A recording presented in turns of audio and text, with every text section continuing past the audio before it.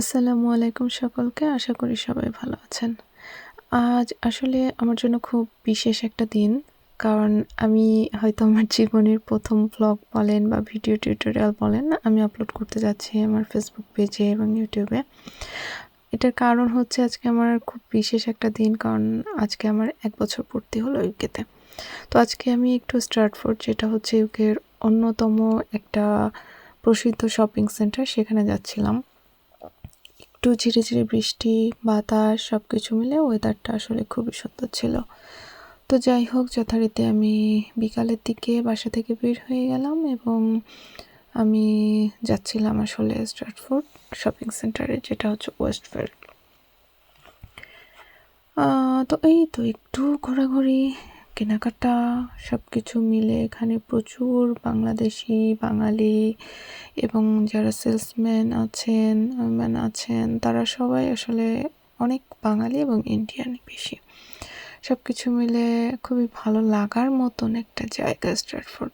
আমার তো ভীষণই ভালো লাগে এবং স্ট্র্যাটফোর্ডে গেলে এই জায়গাটা আমার আসলে খুবই পছন্দ। ইভেন আমি মনে করি যারা ইউকেতে আছেন বা কোনো এক সময় ছিলেন বা আসবেন ভবিষ্যতে, এই জায়গাটা আসলে সবারই পছন্দ হওয়ার মতো বা করার মতন একটা জায়গা।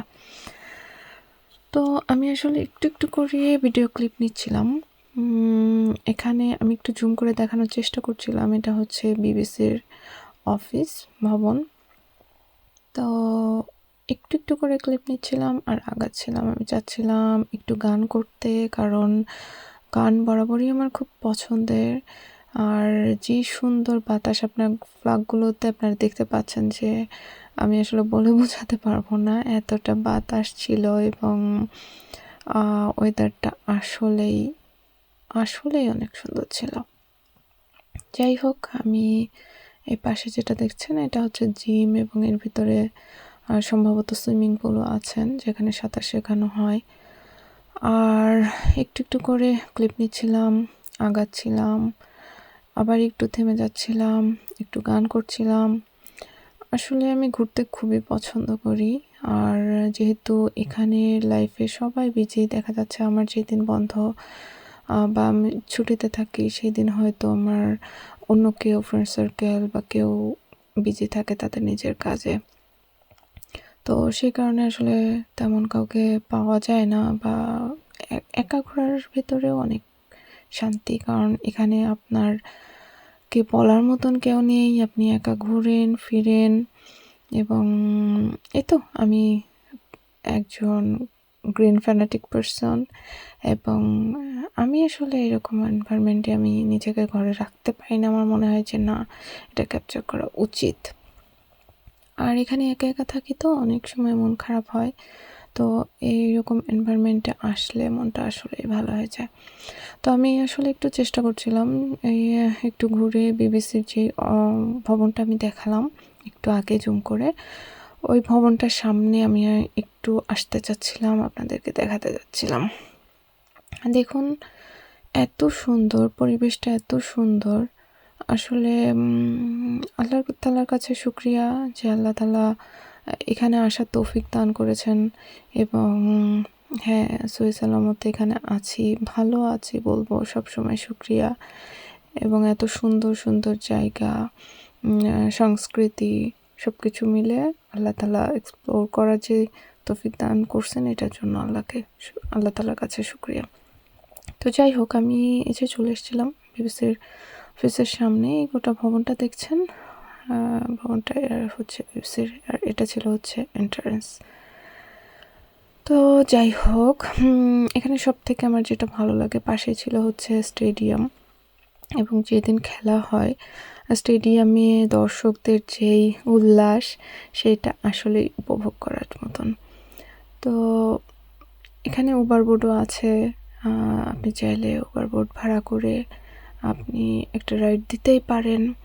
এবং কিছু স্পিড বোট টাইপের আছে যেগুলো ভাড়া দেওয়া হয়। তো আমি আসলে সব কিছু একটু একটু করে, যেহেতু একটু অন্ধকার হয়ে আসছিল, কারণ সন্ধ্যা হয়ে গিয়েছিল, যদিও তখন আনুমানিক রাত 9টা, কারণ এখানে 9টা 10টা দিকেই হচ্ছে সামারে সন্ধ্যা হয়।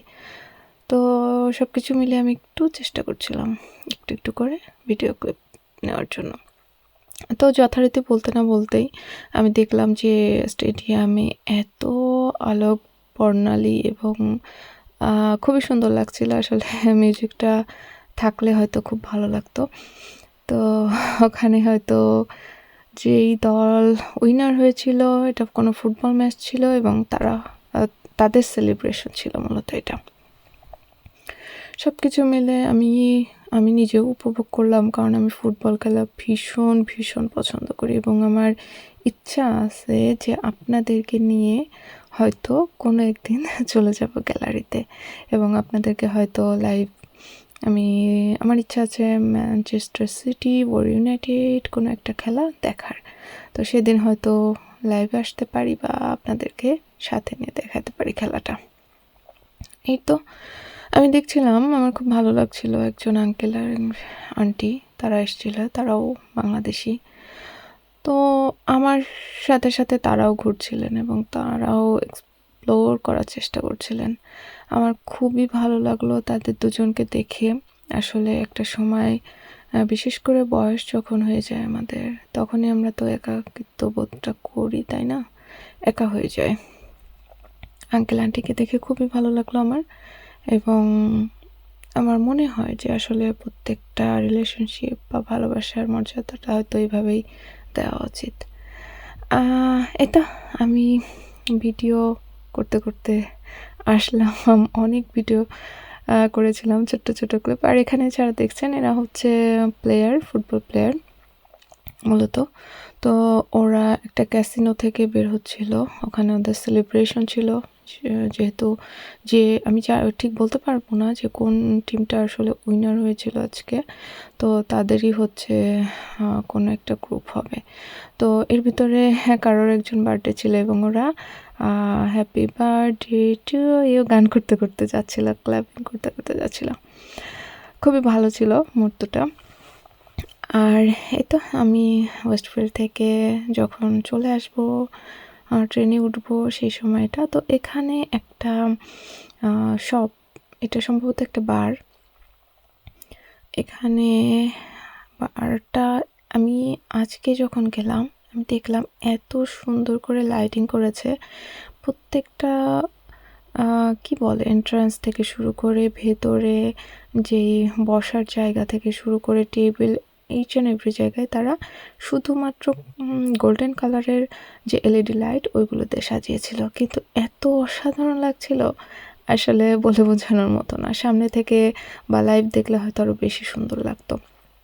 তো এই তো আমি একটু ওদের এই যে মোগলি, এটা হচ্ছে সেটা যেটার কথা বলছিলাম, এটা সম্ভবত একটা বার, এটা নো অ্যাকচুয়ালি। তো এই সেই বারটা হবে, খুবই ভালো ছিল। তো সকলকে আজকের মতো বিদায় জানাচ্ছি। আল্লাহ হাফিজ, আসসালামু আলাইকুম।